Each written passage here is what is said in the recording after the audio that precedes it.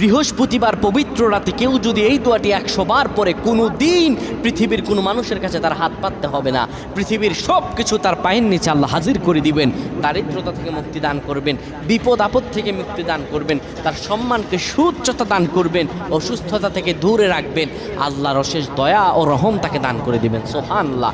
বৃহস্পতিবার রাত এটি গুরুত্বপূর্ণ রাত। এই রাত সপ্তাহে একদিন আসে।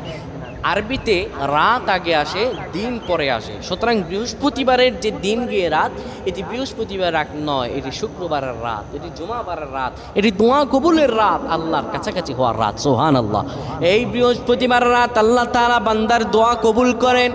কেউ যদি বৃহস্পতিবার রাতে ঈশা নামাজের পরে পবিত্র হয়ে ইয়া হাইয়ু ইয়া হাইয়ু ইয়া হাইয়ু ইয়া রফিয়ু ইয়া রফিয়ু ইয়া রফিয়ু এই দোয়াগুলো পড়তে পারে 100 বার, আল্লাহ রাব্বুল আলামিন তার